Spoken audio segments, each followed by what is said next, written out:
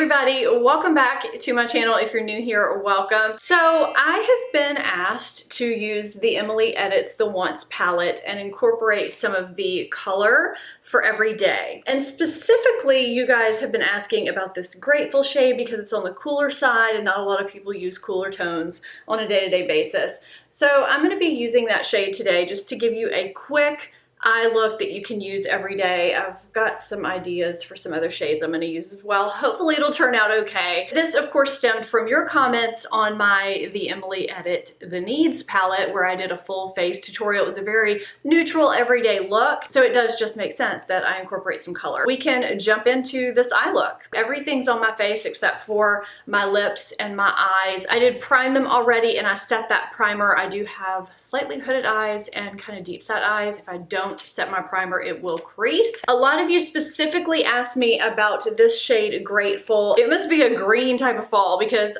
my recent video just incorporated a really pretty green cream shadow. So if you haven't seen that, check that out. I did use the Needs palette to get the rest of my face look, just so you know. I am going to start out by taking my Sigma E40 brush, which is available in my brush set. I hope it's back in stock. I'll have that information down below for you. I thank you guys so much for buying that set and supporting me. I just still can't believe how well that set has done and how many of you want my Sigma brush set. So actually, 3 of the brushes that I'm using today are in that particular set and one's not, just because it was a face brush.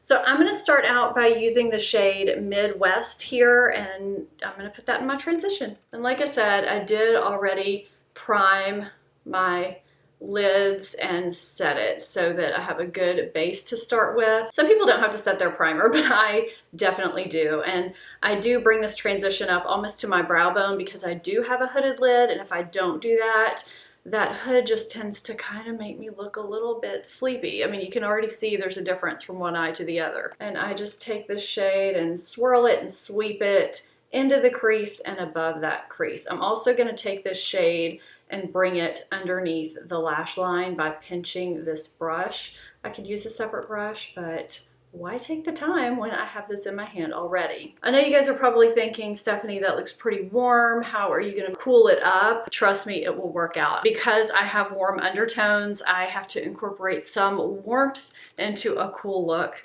to make it work for me. So that's just a little tip if you've had some trouble getting cool tones to work for you. I'm really feeling this Pi-Fi shade here. If some of you are wondering how to pronounce that, that's how you pronounce it. I've seen it pronounced in many different ways in these tutorials. It is Pi-Fi. This is the shade that I'm gonna use right now. It's just a nice in-between cool and warm. It's not quite as cool as Family, but it's not quite as warm as Love Tons or Cheer. Those are actually reflecting in the monitor a little more red than they are in real life. I'm going to use Pi-Fi right now on my Sigma E25. I can't remember if I said a while ago that I do tap off the excess, but I do. And I'm going to take this in that outer third, that outer corner, and just lay it down. And what I typically do is angle that up so it kind of goes along that same angle as my lower lash line, because that's what gives me the lift. You can take a clean brush or wipe this brush off. But now I'm going to take it and just blend it into the crease and along the outer edges to diffuse it just a little bit. I'm not really worried about this inside here because I'm going to be blending that more after I get that middle 2/3 shade on. And I'm going right in with Grateful, and I'm just placing that with my finger just right up to that purple shade. It's a really, really pretty shade. I don't know if you can tell, but I periodically stop and look forward into my mirror to see if I'm getting that shade all the way up onto that mobile lid, all the way back, because sometimes it doesn't quite get all the way up there where I need it to because my eyes are kind of deep set, but I'll just assess it, look straight forward, and see if it's getting up in there. And if it isn't, I'll just keep pushing shadow where I need it to go. That looks good to me. I'm gonna take my brush, make sure it's nice and clean, and just blend out that top edge very, very lightly. I want to take this shade Cupcake right here and use that to transition the two. This may ruin everything, or it may be just what I need. So I'm really just placing that right on top. And now I'm taking that clean brush. I know it doesn't look clean, but it is. And I'm just kind of tapping it over. Yeah, I think that just kind of gave it a little shine. I have a little bit of fallout, so I'm just gonna take my Sigma E64 and dust it away. And I had actually intended to use this to place a base shadow before I started in with my shadows, but I forgot. So, oh well. I'm taking the shade The Cream and placing this on my brow bone as a highlight. If you do have any kind of a hood or anything like that, you just want to place it directly underneath that arch and don't go down any further because it could really make your eyes look heavy. And I'm going to take Oh Heavens, which has just a little bit of a sheen to it, and place that in the inner corner. And I have kind of some deepness going on here, so I don't really just place it at that corner. I also take it and place it all right here to kind of brighten that area. This is gonna seem really strange because of the shade of this shade, but I'm gonna use Dark and Early. It's got a green tone to it, but it's got kind of black and brown undertones. It makes a great liner, so that is what I'm going to line with. And I know you're thinking, oh gosh, you're gonna ruin this look, but I really think this is going to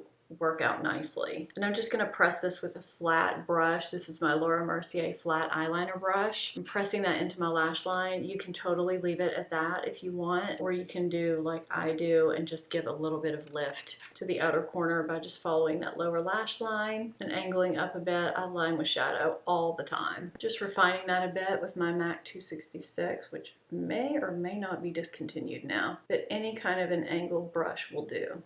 Look at how pigmented this is. I don't like to use black eyeliner a lot. I like to use, you know, browns or grays. I just find it looks a little bit softer. And this is giving me that same effect. It's not quite black, but you really can't pinpoint what it is. I just added mascara, which is the Hourglass Caution mascara, and I added Charlotte Tilbury's Iconic Nude Lip Liner, which is one of my favorite neutral lip liners ever, and this Too Faced lipstick in Birthday Suit. I like to go a little more neutral with my lips if I'm putting a little bit more color on my eyes. So this isn't tremendously bright color, it's just enough of a difference from the everyday neutrals that I tend to wear most of the time, but it's still just really, really beautiful. If you haven't seen my recent video, which is a collaboration with Emily Noel of the Emily Edit palettes. I mean, she was Emily Noel long before this. We all know her and love her. I'm gonna link you to that video. We talk about our unpopular beauty opinions, things that we love that other people hate, things that we hate that other people love. So go catch that if you haven't, and if you're not subscribed to this channel, please hit that subscribe button. I would love to have you here